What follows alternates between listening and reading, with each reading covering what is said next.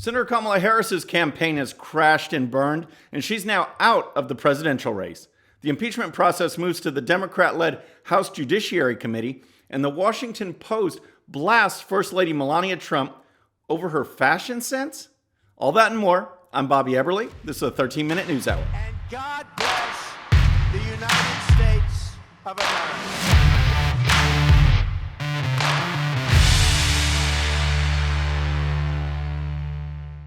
All right, friends, welcome to the show. Happy Wednesday. We're going to get to Kamala Harris and her now non-existent campaign and some bizarre comments from Cory Booker.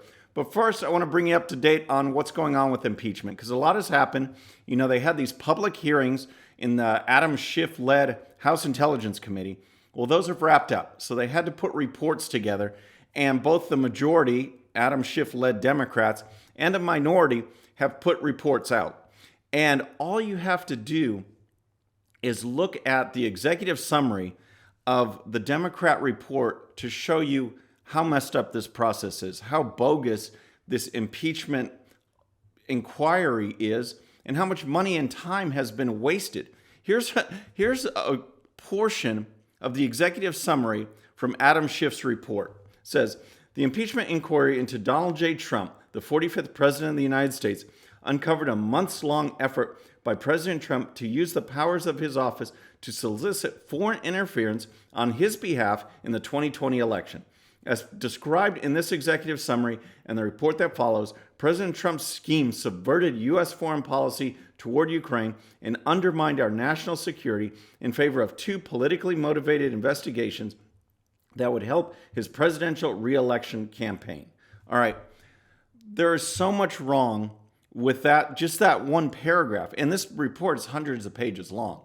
But just that one paragraph. First of all, that President Trump schemed to solicit foreign interference in an election.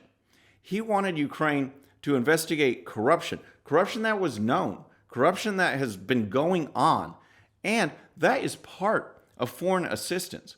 When you give money to these foreign governments or give assistance, military or otherwise, there is this condition that it needs to be used correctly, that your country is running correctly, and that you need to investigate corruption. That's part of the deal, okay? So to say that he did this to ask them for interference in an election when that's part of the process is just totally bogus. The other thing is that the summary says that President Trump tried to subvert U.S. foreign policy. President Trump is U.S. foreign policy. It's his policy. That's what the American people buy into when they elect a president. They say, lead us on your direction domestically, lead us in your direction on foreign policy. If we don't like it, we're going to vote you out. But it's his policy. It's not bureaucrats' policy. And this whole impeachment mess was bureaucrats, deep state bureaucrats, left-leaning people that didn't like what President Trump's doing, so they try and bring him down as if they create the policy, as if they are the leaders of America, which they're not. They try to go after President Trump simply because they don't like what he's doing. And it's just a mess. So on the Republican side, the Republicans on the committee put out their own report. And here's part of their executive summary. It says, the Democrats' impeachment inquiry is not the organic outgrowth of serious misconduct. It is an orchestrated campaign to upend our political system. The Democrats are trying to impeach a duly elected president based on the accusation and assumptions of unelected bureaucrats who disagree with President Trump's policy initiatives and processes. They are trying to impeach President Trump because some unelected bureaucrats were discomforted by an elected president's telephone call with Ukraine President Vladimir Zelensky. They are trying to impeach President Trump because some unelected bureaucrats chafed an elected president's outside the beltway approach to diplomacy. And that's absolutely right. Again, they don't like his style. The media doesn't like his style. The left doesn't like his style. And they are all still stunned by the fact that Hillary Clinton is not president. They have never gotten over it. And so from day one, even before day one, as we'll talk about, Barack Obama had President Trump's campaign team under investigation for bogus circumstances. So when you talk about the Democrats and their reasons for this impeachment, that he's trying to go after a political opponent, Well, Joe Biden's not above the law. He and his son are deeply involved in Ukraine corruption, and it deserves to be investigated. President Barack Obama investigated Trump's campaign under bogus circumstances. He was just running for office like Joe Biden is now, and President Trump's team was investigated. Let's investigate the Bidens, all right? That's the big deal here. That's the big Ukraine connection, and that's where the real investigation needs to go. So what happens next? All right. Today, there's going to be hearings. Now, this report is taken over to the House Judiciary Committee, and they will be interviewing a bunch of left-wing liberal activists to give their opinions on whether this report warrants moving forward with actual impeachment. Here's a report from Fox News. It says, the Democrat-led House Intelligence Committee late Tuesday voted to adopt and issue its scathing report on the findings from the panel's impeachment inquiry, accusing President Trump of misusing his office to seek foreign help in the 2020 presidential race. The 13-9 party line vote on the 300-page report was a necessary step before the document could be transferred to the House Judiciary Committee, which is scheduled to begin taking up the case with its formal impeachment hearing Wednesday morning. However, a senior member of the Democratic House Speaker Nancy Pelosi's leadership team told Fox News in the evening that it seems unlikely the House can vote on impeachment before Christmas, saying it's too complex of a process. So yesterday afternoon, Republicans held a press conference since this report is now moving to the Judiciary Committee, and GOP leader Kevin McCarthy reminded everyone on what Nancy Pelosi said just back in March of this year regarding impeachment. There is something that the Speaker has said just this year that I think unites the entire nation.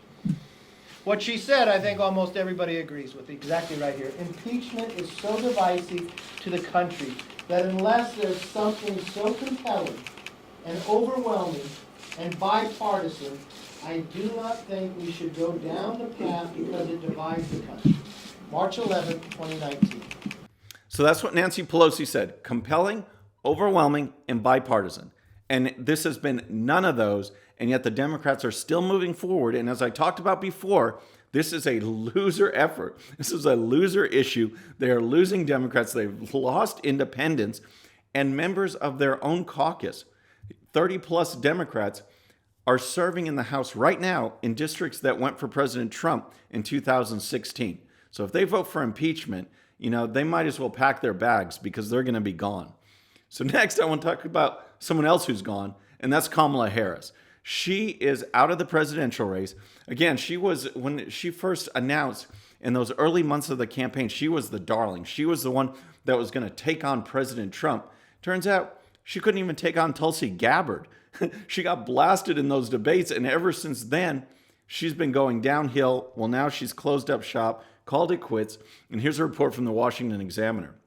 It says Kamala Harris has bowed out of contention in the 2020 Democrat presidential nomination. I've taken stock and looked at this from every angle, and over the last few days have come to one of the hardest decisions of my life. My campaign for president simply doesn't have the financial resources we need to continue, she wrote in an email to supporters. I'm not a billionaire. I can't fund my own campaign. And as the campaign has gone on, it's become harder and harder to raise money that we need to compete. So, in addition to that email, she also tweeted this out. She said, to my supporters, it is with deep regret, but also with a deep gratitude that I am suspending my campaign today. But I want to make it clear to you, I will keep fighting every day for what this campaign has been about. Justice for people, all the people. So, the reaction to her dropping out was quite interesting. It was across the board. There was a lot of people coming forward congratulating Tulsi Gabbard for taking it to Kamala Harris to the point where Kamala Harris had to drop out. And Trump's response team, President Trump's response team, had this tweet. They said, breaking news, Kamala Harris has ended her campaign for president. Congratulations, Tulsi Gabbard. And I also wanted to share this reaction, and this is from Cory Booker. And if you don't recall the name, he's actually still in the race for president. He's actually still running. He hasn't dropped out yet, even though you never hear from him. So he was talking about Kamala Harris dropping out, and take a look at these comments and we'll go over them because it's just bizarre and it shows the whole skewed, twisted thinking of the left. Today, I'm a little angry, I have to say, that we started with one of the most diverse fields in our history, giving people pride. And it's a damn shame now that the only African-American woman in this race who has been speaking to issues that need to be brought up is now no longer in it. And we're spiraling towards a debate stage that potentially, we're still fighting to get on it, but could have 6 people with no diversity whatsoever. All right, so to me, that was just weird. For one thing, if I were Kamala Harris, I'd be insulted because he's basically saying that she needs to be up there because she's black. And that's what she brings to the table. That's her diversity of skin color is what gives her merit, it warrants her being on the stage, which is just insulting. The other thing that he said is that he said this next debate is spiraling to a stage of 6 people who have no diversity at all. Okay, so think about that. This next upcoming debate will have men and women, young and old, far left and moderate, gay and straight, and he says there's no diversity. So it just shows you that when it comes to diversity, they're only talking about one thing. That's the only thing that matters. And the actual diversity of the group that will be on stage is widespread. There's a number of backgrounds, and it doesn't matter to folks like this. So there's Cory Booker. He'll probably drop out soon anyway, and good riddance to him too.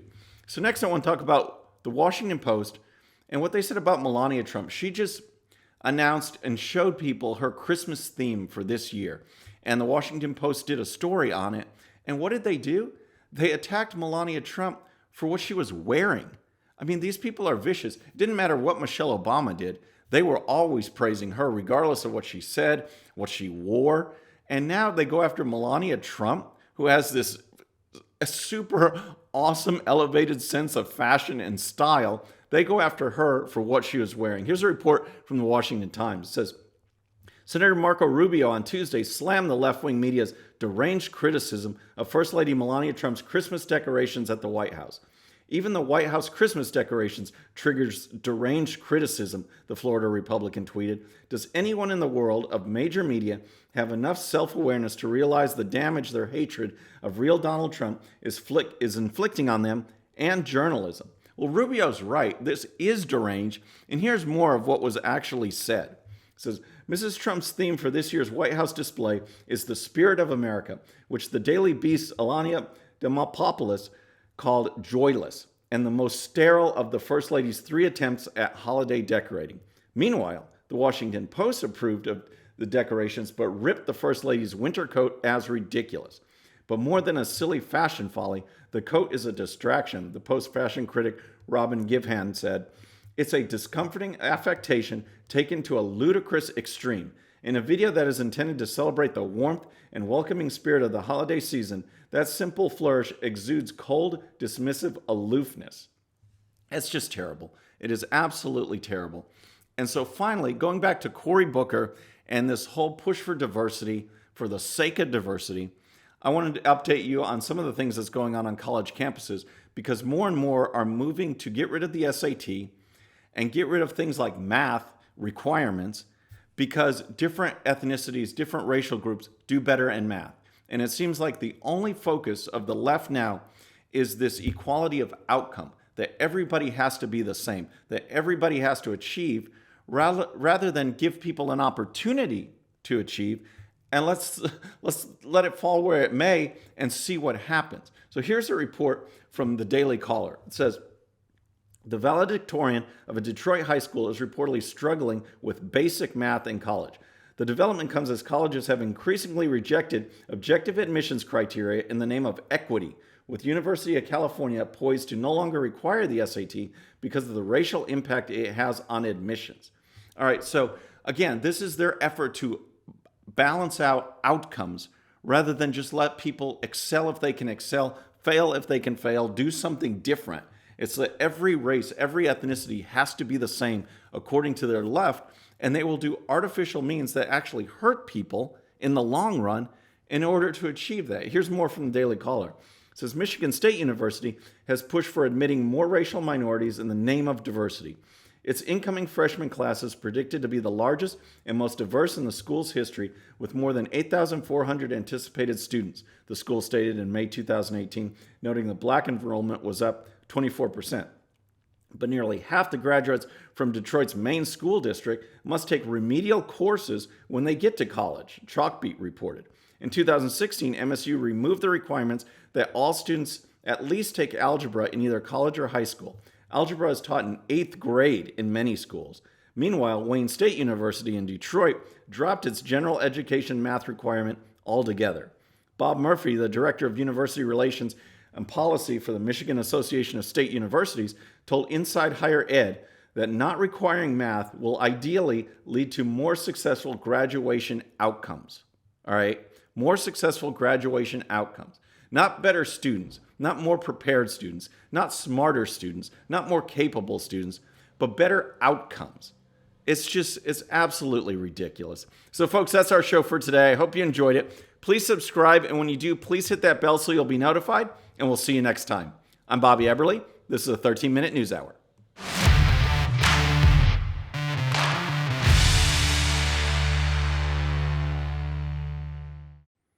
Okay, friends, just a little reminder before you go, and no, this does not count against my 13 minutes.